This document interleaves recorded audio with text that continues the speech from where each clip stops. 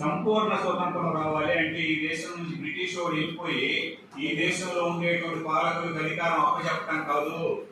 Congress party కోరుకున్నది అది. British వాడు భారతదేశం నుంచి వెళ్ళిపోవాలి, అధికారం మనకు రావాలి, ఆ అధికారాన్ని మనం అనుభవించాలి. కాంగ్రెస్ పార్టీ స్వాతంత్ర ఉద్యమం చేస్తుంది. కానీ కమ్యూనిస్ట్ పార్టీ అట్లా చెప్పాల.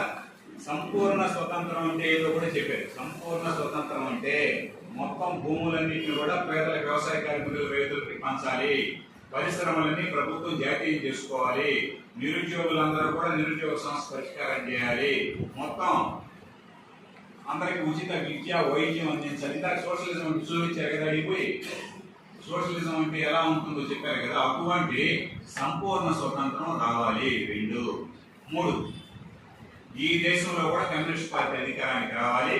మేము సోషలిజాన్ని సాధిస్తాం, సమాజాన్ని దేశంలో తీసుకుని వస్తాం. మా అంతిమ లక్ష్యం అది.